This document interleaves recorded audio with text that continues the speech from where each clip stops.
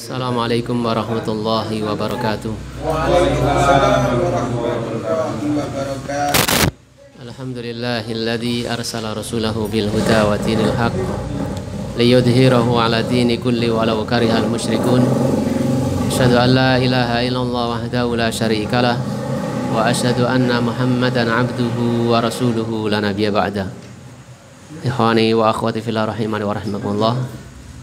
Alhamdulillah, puji syukur kita panjatkan kepada Allah Subhanahu wa taala yang kembali memberikan kesempatan kepada kita sekalian untuk berkumpul bersama dalam majelis ilmu. Semoga Allah Subhanahu wa taala senantiasa kumpulkan kita dalam kebaikan sampai pada kelak di surga Allah Subhanahu wa taala. Ikhwani wa akhwati fillah rahimani wa rahimakumullah, kita lanjutkan masih dalam adab salam pada poin yang ke-9. Ya, 9 10. Idza marra bisibyani alqa alaihimus salam. Halaman 174 Mas Danang. 174. Poin yang ke-10. Idza marra bisibyani alqa alaihimus salam. Idza apabila marra melewati bisibyan dengan anak-anak kecil, alqa alaihimus salam. Nabi sallallahu alaihi wasallam memberikan salam kepada mereka. Atau apabila melewati anak-anak kecil, hendaknya kita memberikan salam kepada mereka. Fa fi sahihaini an Anas bin Malik radhiyallahu an, dan disebutkan dalam dua kitab sahih, dua kitab hadis yang sahih, yaitu Sahih Bukhari dan Sahih Muslim, an Anas bin Malik, dari Anas bin Malik radhiyallahu an, annahu, bahwasanya Anas bin Malik marra ala sibyani, pernah melewati atas anak-anak kecil, marra melewati, fasallama alaihim, fasallama, lalu Anas bin Malik memberikan salam alaihim kepada mereka. Waqala, dan beliau berkata, kana Nabi sallallahu alaihi wasallam yaf'alu, adalah Nabi sallallahu alaihi wasallam yaf'aluhu, melakukannya dan melakukan yang demikian itu. Jadi Anas bin Malik mempraktekkan apa yang pernah dilihatnya dari Nabi sallallahu alaihi wasallam. Dan inilah karakter sahabat-sahabat Nabi. Mereka adalah orang-orang yang senantiasa mengikuti Nabi Shallallahu Alaihi Wasallam. Bahkan dalam perkara-perkara yang tidak wajib diikuti pun mereka berusaha untuk mengikutinya.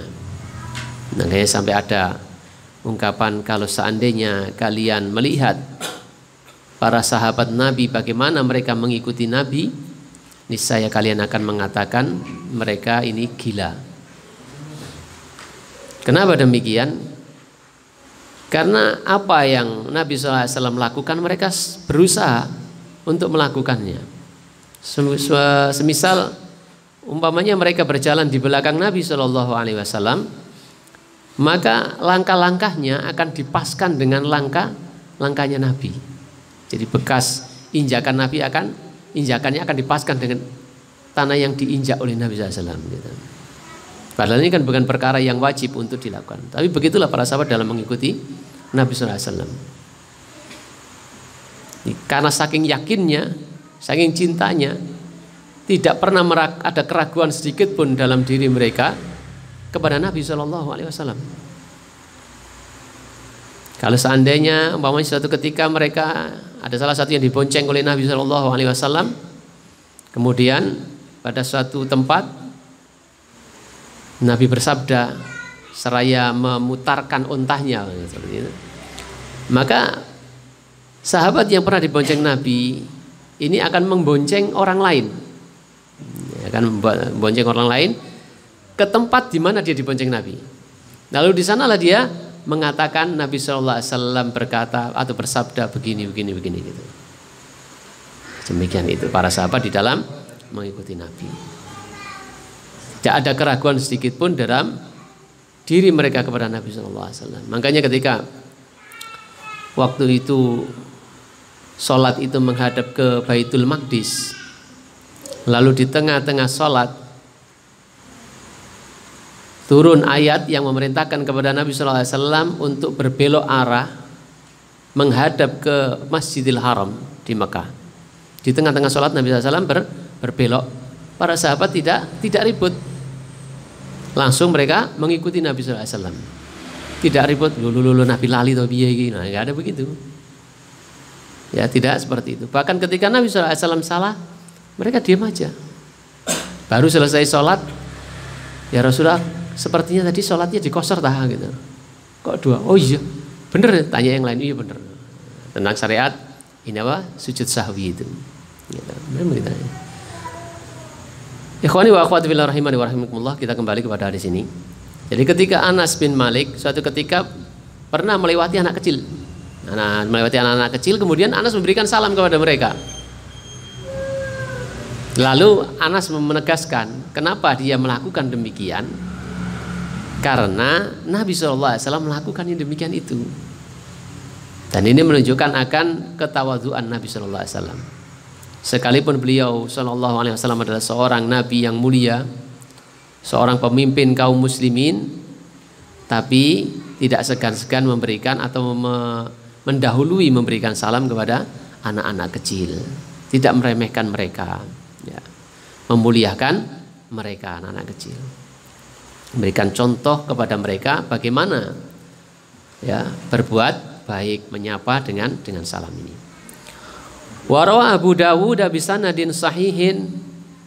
Warawa dan telah meriwayatkan Abu Dawud, Imam Abu Dawud dalam kitabnya Sunan Abu Dawud, bisanadin sahihin, dengan sanad yang sahih. Qala Anas radhiyallahu an. Telah berkata Anas radhiyallahu an,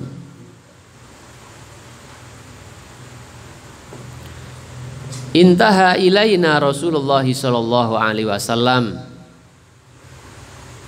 sampai kepada kami Rasulullah sallallahu alaihi wasallam wa ana gulamun, sementara aku adalah anak kecil, fil ghilman, dalam kumpulan anak-anak kecil. Rasulullah SAW pernah mendatangi sekelompok anak-anak kecil, termasuk di dalamnya Anas bin Malik. Jadi pernah datang kepada kami atau sampai kepada kami Rasulullah Shallallahu Alaihi Wasallam wa ana gulamun, sementara aku ini adalah anak kecil, fil ghilman, dalam kumpulan anak-anak kecil. Fasallama alaina, ghilman jamak dari gulam ya. Ghilman bentuk jamaknya dari gulam. Fasallama alaina, lalu Rasulullah SAW memberikan salam alaina kepada kami. Tsumma akhadha biyadi, kemudian Nabi SAW mengambil biyadi, dengan tanganku. Fa'arsala birisalatin, fa'arsalani birisalatin, lalu beliau mengutusku dengan membawa surat. Wa qa'ada fi dhilli jidarin, dan beliau duduk di bayang-bayang dinding, di bayang-bayang dinding. Ada matahari, kemudian ada bayang-bayangnya. Jadi Nabi SAW duduk menunggu di sana. Auqala, atau ia berkata, ila jidarin, Nabi menuju ke arah dinding, hatta roja'tu ilaihi, sampai aku kembali kepada beliau. Nah, di dalam hadis ini juga sama, menegaskan bahwasanya Nabi SAW dengan sifat tawadhu beliau, kerendahan hati beliau, Walaupun beliau adalah orang yang paling mulia derajatnya di antara manusia, beliau tidak segan-segan untuk memulai memberikan salam kepada anak-anak kecil atau memberikan salam kepada anak-anak kecil. Walaupun anak-anak itu anak kecil, Nabi SAW memberikan salam kepada mereka. Ini pelajaran bagi kita ya, tentang ketawaduan, dan juga Nabi SAW ingin mengajari mereka praktek memberikan salam dan membiasakan salam. Membiasakan kepada anak-anak kecil dengan sunnah ini, memberikan salam ketika bertemu.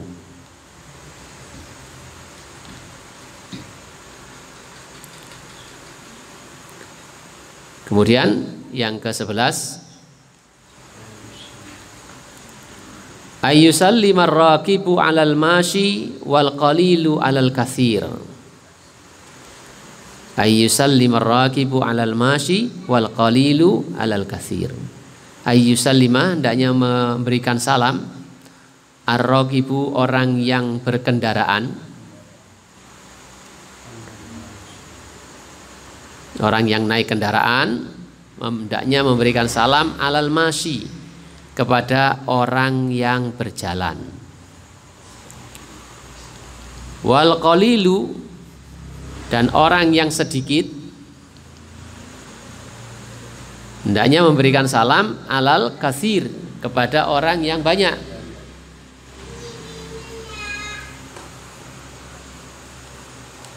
Ini adalah aturannya seperti itu, adabnya seperti itu. Semestinya yang lebih layak memberikan salam itu yang naik kendaraan kepada yang berjalan. Mestinya yang lebih layak mendahului memberikan salam itu yang berjalan kepada yang duduk. Mestinya yang layak memberikan salam itu kepada yang sedikit kepada orang yang banyak, atau yang kecil kepada yang tua gitu ya, yang muda kepada yang tua. Tapi walaupun demikian tidak mengapa orang yang tua memberikan salam kepada anak-anak kecil, dimaksudkan tadi untuk memberikan pengajaran kepada mereka. Fa fi sahihaini an Abi Hurairah radhiyallahu anhu, dan disebutkan di dalam Sahih Bukhari dan Sahih Muslim dari Abu Hurairah radhiyallahu anhu. Abu Hurairah ini sekedar mengingatkan adalah nama kunyah.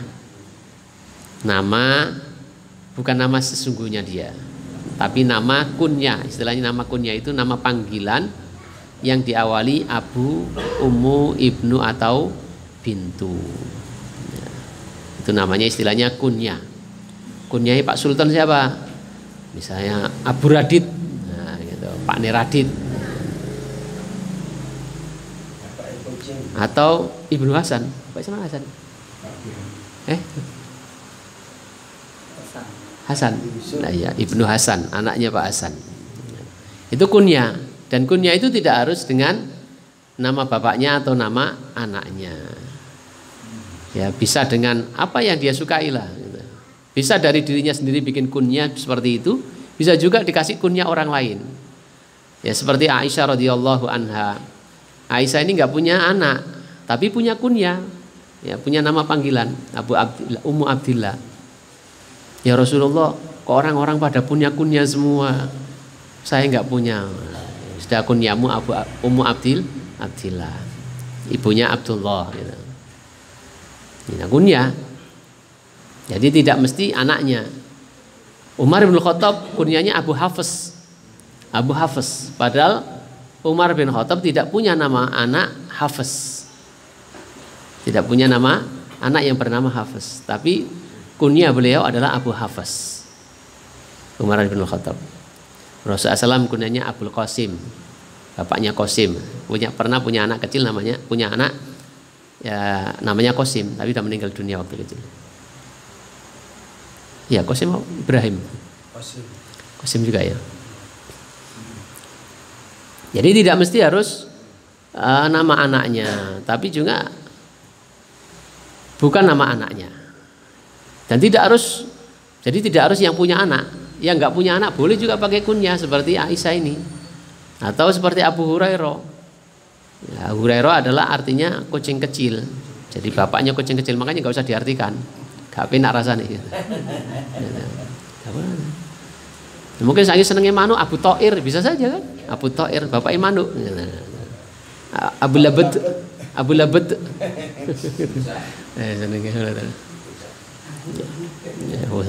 Itu kunyah, boleh-boleh saja. Dan itu adalah kebiasaan di dalam agama kita ini.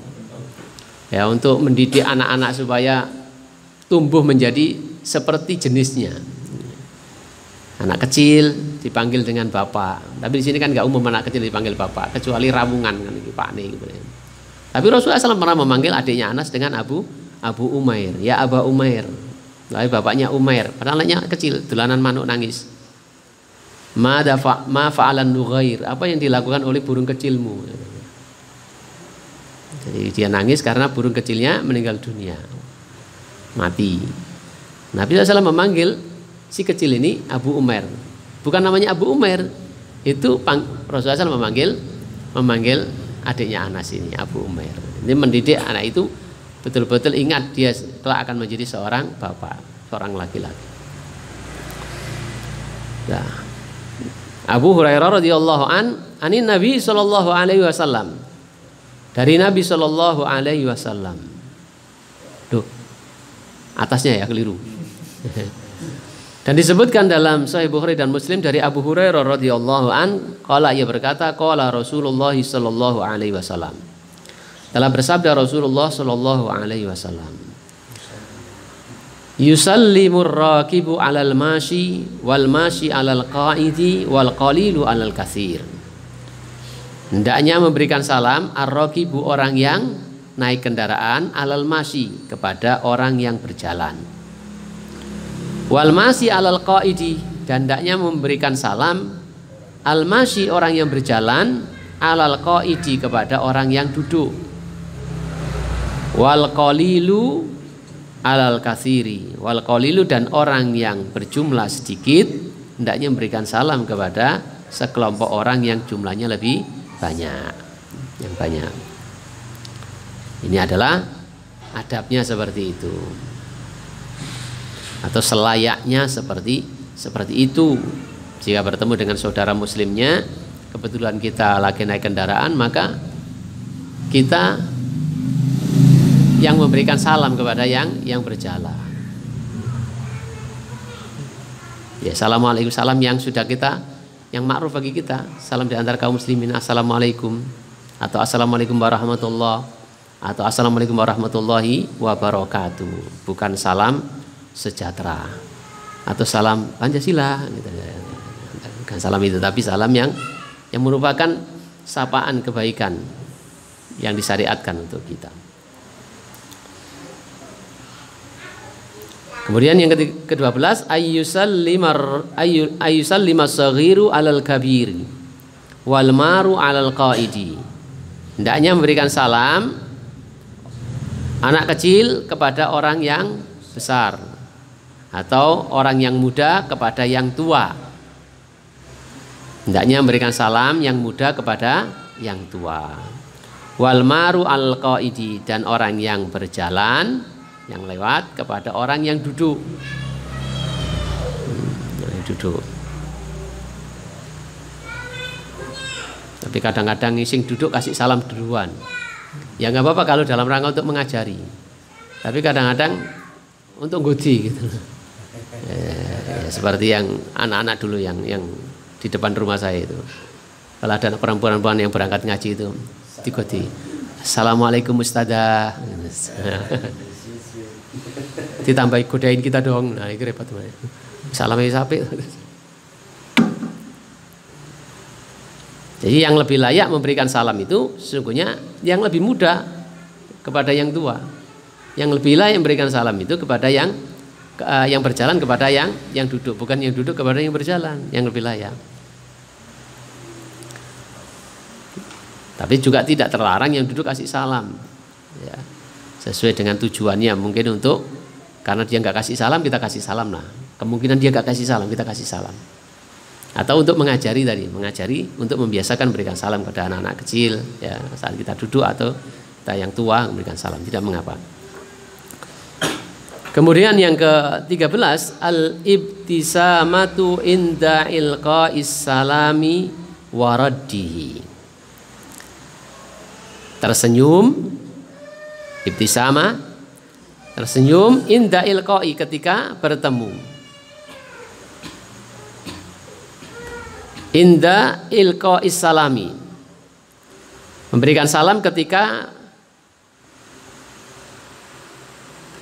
mengucapkan salam, memberikan salam. Tersenyum ketika memberikan salam.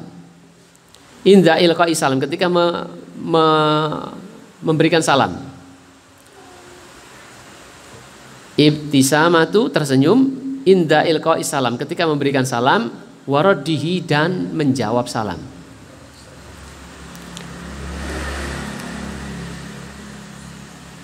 Jadi Allah Subhanahu wa taala buka pintu-pintu kebaikan itu sangat banyak ya. Dalam masalah salam saja ya, banyak sekali kebaikan-kebaikan. Yang pertama, memberikan salam atau menjawab salam ini adalah sebuah kebaikan. Kemudian dengan senyuman ya, ini juga kebaikan, karena Rasulullah SAW bersabda, tabassumuka fi wajhi akhika laka shadaqah. Senyummu di hadapan wajah saudaramu itu adalah sodako. Ini betul-betul karena sodako ya harus ikhlas ya senyumnya, jangan senyum kecut atau senyum apa? Senyum ngenyek kan ya, senyum itu macam-macam. Ya. Ada senyum kecut, ada senyum ngenyek, ada senyum menghina, ada senyum macam-macam. Ya ikhlas, senyum yang ikhlas. Senyum ibadah yang supaya bernilai sodako. Senyum tulus. Nah, senyum tulus. Itu tersenyum ketika kita memberikan salam dan menjawab salam. Dan jangan kita remehkan perkara ini, karena ini ada sebuah kebaikan, sodako. La tahkiron nabil ma'rufi syai'an, kata Nabi, jangan kau remehkan kebaikan sekecil apapun, sekalipun hanya memberikan wajah yang enak dipandang ya, di hadapan wajah saudaramu, yaitu tersenyum. Dituluk assalamualaikum mbek ngenes sawangane. Rawah Muslimun an Abi Dzarrin radhiyallahu an. Imam Muslim telah meriwayatkan an Abi Dzar, dari Abu Dzar radhiyallahu an. Qala, ia berkata, qala lin Nabi sallallahu alaihi wasallam.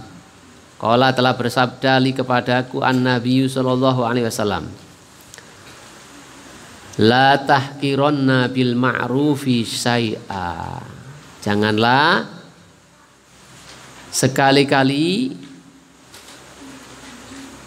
engkau meremehkan, tahkironna, meremehkan, la tahkironna, janganlah sekali-kali engkau meremehkan,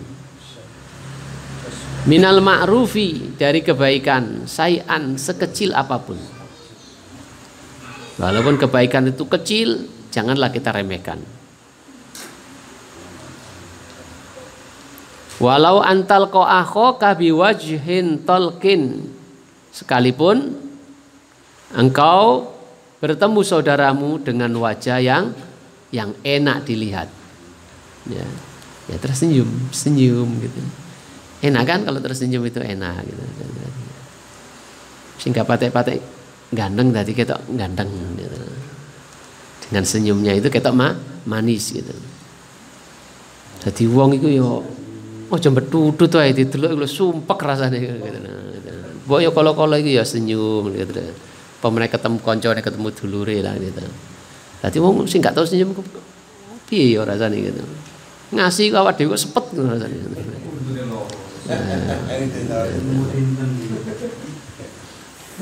Jadi kita ini adalah pribadi-pribadi muslim yang hendaknya setiap apa yang kita lakukan itu punya nilai ibadah. Dan itu sudah dicontohkan Rasulullah SAW, diberikan arahan oleh Rasulullah SAW.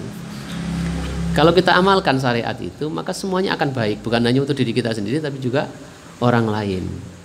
Coba Anda itu ketemu diem aja nggak senyum, itu orang lain atau saudara kita yang lain itu bisa punya perasaan yang macam-macam. Anggar ketemu aku loh meneng ayo.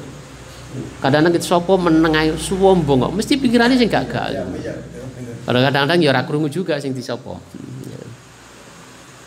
Tak kei salam lho, yo ngono tok. Jadi kalau kita amalkan, insya Allah akan baik. Baik untuk diri orang yang mengamalkan atau pengaruh kepada lingkungannya. Ya, kembali kepada hadis ini.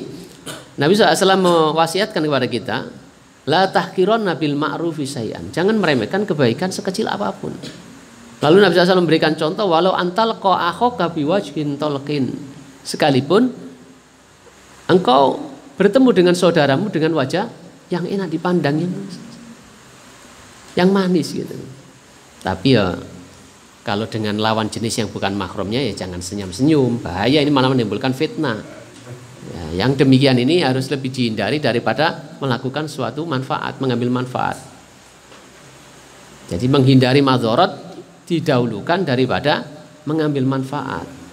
Kalau sekiranya dengan tersenyum malah menjadikan si pemuda nggak bisa tidur, ya nggak usah tersenyum dengannya. Mendingan berwajah ya wajah-wajah galak sedikit gitu. Ya. Bicara juga jangan melandai-landai wanita kepada yang bukan mahramnya. Nanti bisa pikirannya enggak. Apalagi dengan status janda misalnya. Itu benar.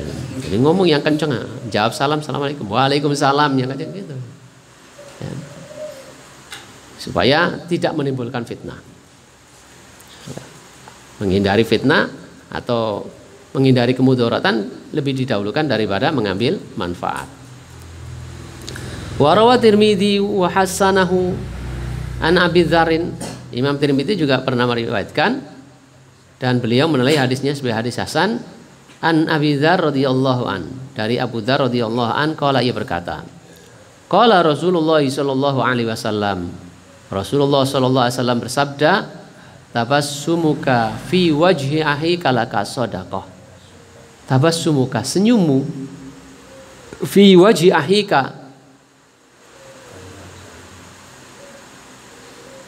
senyummu fi wajhi akhika, di hadapan wajah saudaramu, senyummu dalam wajah saudaramu, laka bagimu sodakoh, adalah sodakoh. Jadi ketika kita bertemu kemudian tersenyum dengan saudara kita memberikan sodakoh kepadanya. Enak kan? Sodakoh.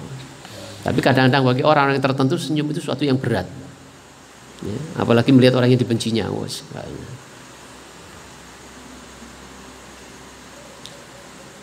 Wa irsyaduka rajula fi ardi dhalali laka shadaqah.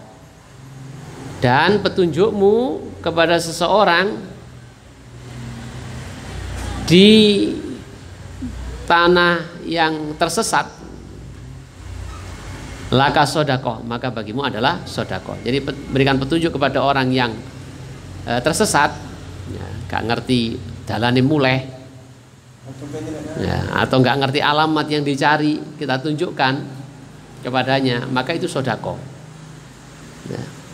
Kecuali dia cari rumahnya dukun, ya nggak usah. Atau cari tempat bordil, rumah bordil, tempat lokalisasi. Ya. Kira-kira ini takok Pantai Kotang itu sedekah ta ora ya? Mas, Pantai Kotang ndi Mas? Kira-kira sedekah ta ora? Ya, delok-delok. Ya delok-delok gitu loh. Artinya Pantai Kotangnya enggak masalah, enggak masalah. Yang masalah itu kan orangnya gitu loh. Ya, kalau difasilitasi untuk pacaran dan sebagainya itu yang gitu. Tapi ada keluarga yang ingin rekreasi, apa? Ya. Jadi Pantai Kotang bukan tempat yang najis, ya, bukan tempat yang kotor dan sebagainya. Orangnya gitu. Orangnya. Jadi kira-kira nek kono kepek mocok. Aja tutuk panggonan mocok. Gitu.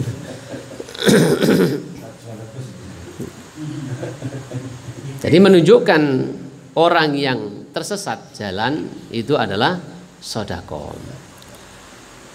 Wa basaruka lirrajulir radi'il basari laka sedekah. dan menunjukkan, memperlihatkan kepada orang-orang yang kurang pandangannya, buta kata begitu, laka sodako, maka bagimu adalah sodako. Basoruka pandanganmu gitu. Kepada orang yang ada permasalahan pandangan,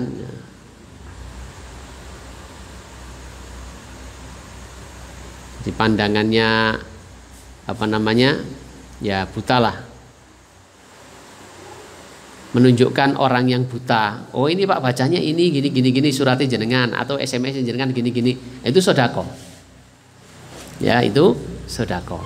Jadi memperlihatkan kepada orang yang nggak bisa melihat, itu adalah sodako bagimu. Wa imatotukal hajaro fisyaukata wal adoma anit toriki laka sodako. Dan perbuatanmu menyingkirkan batu, wasyaukah dan duri, hajar batu, syaukah duri, wal adoma dan tulang, anit toriki dari jalan raya, dari jalanan, laka sodako, bagimu sodako. Jadi jangan dianggap remeh. Menyingkirkan batu dari jalan supaya orang tidak kesandung, menyingkirkan duri agar orang yang berjalan tidak kena duri, atau sepeda motornya nggak kena pakunya kita singkirkan dari jalan. Itu adalah sodako. Nah sekarang jalannya malah dibolong-bolongi gitu ya, kayak polisi tidur orang gitu ya. Walik gitu teman mesti ini, ya. Jadi mempersulit orang. Jadi ini stressingnya mempermudah orang agar tidak kena bahaya, agar tidak terganggu. Ini adalah amalan-amalan yang baik di dalam agama Islam. Makanya nilainya sodako. Disinilah kita melihat keindahan Islam. Bagaimana Islam memberikan kemudahan, ya. Islam tidak mau mengganggu. Makanya kalau Islam diidentikan dengan teroris ya gak tepat sekali. Sebelum orang kena duri aja sih, durinya suruh menyingkirkan kok. Kok dikatakan Islam itu suka menteror. Teror dari Hong Kong. Kan nggak nyambung gitu loh. Kalau kita mempelajari Islam yang sesungguhnya maka tidak demikian. Yang seperti digambarkan oleh orang kafir terhadap Islam. Satu contoh kecil seperti ini saja. Bagaimana orang akan menyakiti orang lain, terutama kaum muslimin? Wong menyakiti itu sebuah dosa. Bagaimana akan menyakiti? Wong ada duri yang akan menyakiti mengenai dia saja disuruh menyingkirkan. Maka indah sekali ajaran Islam ini.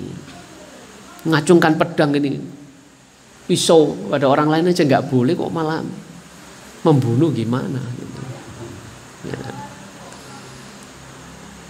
Jadi sikapmu menyingkirkan batu, ya, duri, tulang dari jalan, laka sodako, maka bagimu nilai sodako.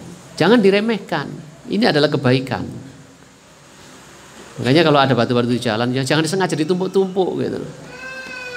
Ben orang kesandung, ya, kasih duri, kasih paku, ben gak parkir ngarep omah. Nah, ini gimana? Apa mendingan didoakan saja, ya, supaya Allah berikan kemampuan dia bikin garasi, supaya punya garasi, nggak parkir ngarepe omah. Ya. Mestinya seperti itu. Kadang-kadang hati itu senep juga. Gitu. Ini malah rumahnya dimaju-majukan, ya nggak ada parkiran, gitu. Parkir nonggone omahe wong malahan. Kan senep juga delok sing model ngono kuwi kan ya. Rumahnya dimajukan, rumahnya kasih batu, rumahnya kasih tanduran. Tapi kalau mobilnya parkir di rumah tetangganya. Gitu. Wah, pengen menangi tok ini. Ini bukan sikap-sikap seorang muslim. Padahal kalau kita memberikan kebaikan kepadanya, ya, atau menghindarkan dari keburukan adalah nilai kebaikan, nilai sodako, pahala bagi kita. Ya. Maka bagaimana dengan sebaliknya yang malah menumpuk duri, yang membuat ceklongan polisi dan sebagainya. Nah, ini bukan sikap-sikap seorang muslim. Tapi kalau sudah sangat luar biasa gangguannya, ya kadang-kadang perlu dikasih polisi tidur supaya, karena menghindari madorot juga. Ya, banyak anak kecil yang main di sana, kemudian sepedanya kencang-kencang. Ya, maka bisa dimaklumi gitu. Daripada bolak-balik ngandani wong ya, gitu. Kadang repot gitu. Wa ifrahuka min dalwika fi dalwin ahika laka sedekah. Dan menuangkanmu min dalwika dari cidukmu fi dalwi ahika laka sedekah. Jadi menuangkanmu air min dalwika dari cidukmu. Ciduk bahasa Indonesia apa? Gayungmu. Gayungmu fi dalwi akhika, ke gayung saudaramu laka sodako, itu adalah sodako atau minuman ceret gitu, tuangkan satu-satu sodako ya, kebaikan sodako. Makanya demikian ini tidak layak untuk kita remehkan, walaupun ini perbuatan yang remeh. Bisa jadi ya kawan, bisa jadi dari perbuatan yang kita anggap kecil seperti ini, kita anggap remeh seperti ini, bisa jadi mungkin ini yang menjadikan kita masuk surga. Kita nggak tahu. Surga itu tidak bisa dibeli dengan amal perbuatan kita. Terlalu mahal surga itu. Tapi semata-mata karena rahmat Allah Subhanahu wa taala. Bisa jadi dari perbuatan yang kecil ini mendatangkan rahmat Allah Subhanahu wa taala sehingga kau mendapatkan pahala surga. Siapa tahu? Membiasakan perkara-perkara yang orang tidak membiasakan. Tidak membiasakan. Bisa jadi. Sebagian sahabat-sahabat punya amal-amalan yang tidak dilakukan oleh sahabat yang lain. Dan itu bisa menjadikan dia masuk surga. Kebiasaan Bilal bin Rabah yang setiap kali batal dia berwudu kemudian sholat 2 rakaat. Sholat setelah wudu. Ini yang menjadikan terompahnya terdengar di surga. Jadi ketika Rasulullah SAW dimi'rajkan oleh Allah Subhanahu Wa Taala, di sana diperlihatkan surga dengan segala penghuninya, neraka dengan segala penghuninya. Ketika di sana Rasulullah SAW mendengar terompahnya Bilal, sehingga ketika Rasulullah SAW sampai kembali ke bumi, tanyakan kepada Bilal, wahai Bilal, kau ini punya amalan apa? Kok sampai terompahmu itu terdengar di surga? Dan ini juga menunjukkan bahwasanya Rasulullah SAW itu sangat mengenal sahabatnya. Bahkan sekelas Bilal bin Rabah yang mantan budak, beliau sangat mengenalinya. Jadi yang dikenal bukan sahabat-sahabat yang besar-besar, Abu Bakar, Umar, bukan hanya, tapi sahabat yang kecil-kecil Rasulullah SAW berikan perhatian dan mengenal. Sampai pada suara terompahnya saja Rasulullah SAW tahu antara suara terompah Bilal dengan yang lainnya. Wah, ini terompahnya Bilal ini. Tapi ini kita ini banyak kan kenal suara sepeda motor. Oh, sepeda motor Pak Hasan nih. Gitu. Biasanya begitu. Suara ketoro gitu. Atau dehemnya gitu. Jadi sampai suara terompah gitu. Itu Rasulullah mengenalnya. Rasulullah SAW begitu perhatian terhadap wanita yang suka menyapu di masjid. Siapa wanita ini? Enggak disebut namanya. Nggak disebut namanya, nggak ada yang tahu. Bahkan para sahabat sendiri nggak terlalu perhatian. Ketika beberapa hari nggak ada kelihatan di masjid wanita yang sering menyapu di masjid ini, ditanyakan Rasulullah SAW, di mana wanita yang biasa nyapu di masjid? Sampai para sahabat itu, kok sampai Rasulullah SAW perhatian sama seorang wanita yang kita tidak perhatian gitu loh.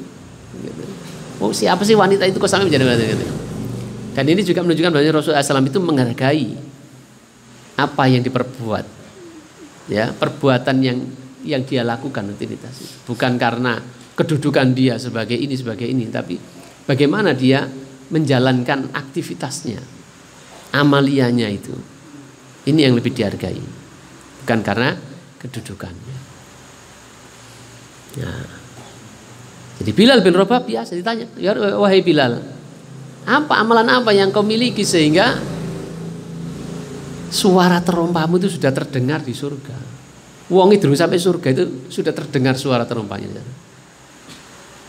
Diingat-ingat Bilal, wah ya Rasulullah gini ya, saya itu yang menjadi kebiasaannya, saya itu baik di pagi ataupun sore atau malam hari, tidaklah saya batal kecuali saya berwudu dan saya melakukan sholat 2 rakaat. Nah itu namanya. Ada sahabat yang ketika Rasulullah SAW bersama sahabat-sahabat yang lain, kemudian di tengah-tengah pembicaraan Rasulullah SAW mengatakan, setelah ini akan masuk penghuni surga, ahli surga. Ternyata masuklah seseorang yang bukan sahabat besar, nyoncong sandali mlebu masjid. Di waktu yang lain ketika Rasulullah SAW bersama sahabat-sahabatnya, Rasulullah SAW ngomong lagi, setelah ini akan masuk penghuni surga, laki-laki ahli surga. Ternyata orang itu lagi, nggak ada yang ini, nggak ada yang menganggap orang ini. Sampai ada yang penasaran sehingga diinepi di rumahnya. Orang ini punya amalan apa? Apa ahli tahajud atau ahli puasa? Diinepi di rumahnya. Pura-pura bertamu sampai 3 hari, batas bertamu 3 hari menginap. Biasa saja amaliannya. Ya, kalau malam ya tidur. Pagi-pagi siang juga nggak puasa. Biasa saja pada umumnya seperti orang itu. Sampai kemudian dia menyampaikan kenapa dia sampai menginap di rumah? Karena mendengar Rasulullah SAW mengatakan seperti itu. Dia sendiri amalan apa ya? Seperti yang Anda lihat seperti ini. Lalu ketika dirasa tidak ada, dia mau pulang, baru dia mengatakan, apa mungkin ya? Saya itu orangnya nggak pernah punya rasa iri pada orang lain. Itu punya rasa iri itu nggak punya. Apa itu yang mana? Jadi ini yang kadang-kadang tidak dimiliki oleh orang lain. Orang rata-rata orang itu kan punya rasa iri gitu. Tukang cukur ya mesti irinya be tukang cukur, penjual es tebu mesti irinya be tukang penjual es tebu. Kok rame terus yang nggonku sepi. Nah, iri. Mesti begitu. Ada ustadz iri dengan ustadz yang lain. Kalau ngaji ustadz itu kok banyak yang datang. Saya kok sedikit terus ya. Nah, akhirnya. Loh, malah yang ngaji kepadaku kok pindah ke sana ya. Iya. Rata-rata. Belum lagi ibu-ibu kan. Suaminya lebih ganteng dari suamiku. Duh, kok tiba mantu iku ya, rata-rata orang punya iri, hasad, ya dengki, ya itu. Jadi amalan-amalan yang kadang-kadang tidak dibiasakan oleh orang lain, walaupun dianggap kecil sehingga karena kecil itu benar diremehkan. Cobalah. Kalau kita nggak bisa menyaingi dengan kebaikan-kebaikan dalam satu amal yang besar, saingilah dengan amal yang lain. Gitu. Banyak amalan ini, kebaikan ini pintunya banyak sekali yang bisa kita lakukan. Wallahu a'lam. Ada diceritakan dalam buku, tapi buku terjemahan. Jadi saat-saat meninggal atau apa judulnya saya lupa. Itu penulisnya itu adalah dokter di rumah sakit angkatan bersenjata di Saudi. Gitu. Ada orang-orang yang ketika sakratul maut, dan itu banyak kisah-kisah tentang sakratul maut. Termasuk ceritakan bagaimana orang itu dalam keadaan yang kondisi yang sudah parah, pingsan berhari-hari, ketika mau meninggal dunia bisa sadar dan mengucapkan la ilaha illallah. Sampai dokternya ini heran. Jadi ketika waktu itu dokter Khalid ini dibilangi sama ini perawat, dokter, pasien yang di kamar ini mau meninggal dunia. Akhirnya didatangi, digeser ini dipannya, dihadapkan ke arah kiblat, kemudian dipanggil namanya. Wahai Abdullah, katakan begitu, wahai Abdullah. Dia bisa menjawab ternyata. Iya dokter. Ucapkan la ilaha illallah. Dia bisa mengucapkan la ilaha illallah. Lalu meninggal dunia. Sampai dokter ini penasaran. Ketika keluarganya datang, ditanya, orang ini punya amalan apa saudaramu ini? Kok meninggal dunianya kok begitu bagusnya? Dia bisa mengucapkan kalimat tauhid la ilaha illallah. Yang kata Nabi mengatakan, man akhiru kalamihi la ilaha illallah dakhalal jannah. Barang siapa yang di akhir ucapannya dia mengucapkan la ilaha illallah, maka dia masuk surga. Saya sampai umur segini ini beberapa kali menyaksikan orang meninggal dunia itu belum pernah ada yang bisa mengucapkan la ilaha illallah. Jadi dokter pun penasaran. Ternyata ada di antara yang diceritakan itu orang yang mati model-model seperti itu. Oh, ini saudara saya ini nggak punya rasa iri sama orang lain. Ada yang begitu. Ada juga saudara saya ini dia selalu datang ke masjid itu lebih awal dari yang lainnya. Lebih awal dari muadzinnya. Gitu. Ada kebiasaan-kebiasaan baik yang dia lakukan, rutinkan. Yang orang kadang-kadang nggak menganggap sama sekali. Orang kan hanya fokus dengan amalan-amalan besar ya kan. amalan puasa, Senin Kamis ini dan sebagainya kan begitu, tahajud dan sebagainya. Orang fokus dengan amalan besar, umroh berkali-kali, gitu, haji dan sebagainya. Tapi orang cenderung meremehkan amalan-amalan yang dianggap kecil. Makanya Nabi mengingatkan la tahqiron nabil ma'rufi syai'an. Jangan kau remehkan perbuatan yang baik walaupun itu perbuatan yang kecil. Bisa jadi dari perbuatan yang kecil itu bisa mengantarkan kita kepada husnul khotimah, mengantarkan kita untuk mendapatkan surga Allah Subhanahu wa taala. Mungkin di antara antum sekalian ada yang enggak patek dikenal, enggak patek terkenal belas gitu. Ya, sehingga gini-gini kan terkenal gitu. Ngarep terus kan terkenal itu. Enggak iki sapa jenenge? Iku lho dieling no. Endi to saking gak terkenal iki. Tapi bisa jadi dia duluan masuk surga daripada kita. Kan enggak tahu gitu.